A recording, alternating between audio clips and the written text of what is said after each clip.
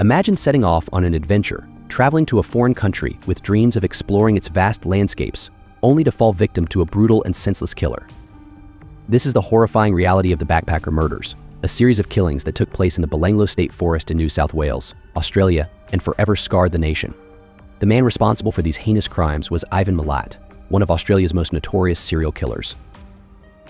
The story begins in 1992 when two runners stumbled upon a gruesome discovery in the Belanglo State Forest. The remains of two missing British backpackers, Caroline Clark and Joanne Walters, were found partially buried in the forest. This discovery sparked a massive police investigation, led by Detective Superintendent Clive Small, which would eventually uncover a trail of horror spanning several years. Caroline Clark and Joanne Walters had been hitchhiking south of Sydney when they disappeared in April 1992. Their bodies were found 5 months later, showing signs of extreme violence. Joanne had been stabbed multiple times, while Caroline had been shot in the head several times.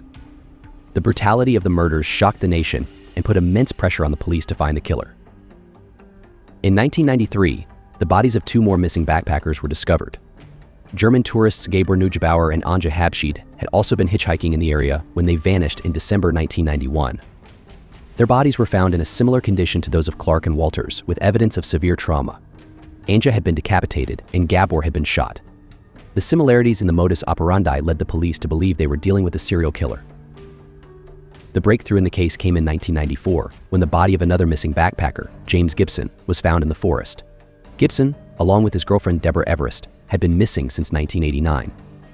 Their remains showed the same patterns of violence as the previous victims. Around the same time, the bodies of two more German backpackers, Simone Schmiedel and Anja Habschied, were discovered, bringing the total number of known victims to 7. Investigators pieced together the victims' last known movements and noted that all had been hitchhiking when they disappeared. The police then focused on reports from survivors who had narrowly escaped a similar fate. Paul Onions, a British backpacker, came forward with a chilling account.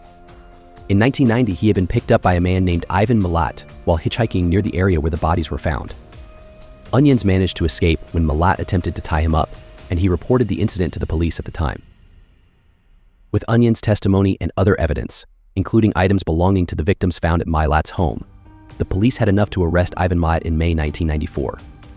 During the search of his property, they found a cache of weapons, including the type used in the murders and personal belongings of the victims, further linking him to the crimes. Ivan Milat's trial began in March 1996. The prosecution presented a strong case, including forensic evidence, survivor testimonies, and items recovered from Milat's home. Milat, however, maintained his innocence throughout the trial, claiming he was being framed. Despite his claims, the evidence against him was overwhelming. On July 27, 1996, Ivan Milat was found guilty of 7 counts of murder and sentenced to 7 consecutive life sentences without the possibility of parole. The jury's verdict brought a sense of justice and relief to the families of the victims and the Australian public, who had been gripped by fear during the years of the investigation. Milat's crimes had a profound impact on Australia. The case highlighted the dangers of hitchhiking and led to increased awareness and caution among travelers. It also showcased the importance of thorough police work and the use of forensic evidence in solving crimes. The backpacker murders remain one of the most notorious cases in Australian history, a grim reminder of the evil that can lurk behind a seemingly ordinary facade. Ivan Milat spent the rest of his life in prison, never admitting to his crimes or showing any remorse for his actions. He died on October 27, 2019, from esophageal and stomach cancer. To the end, he maintained his innocence, leaving many to wonder about the true extent of his crimes and whether there were more victims who were never found.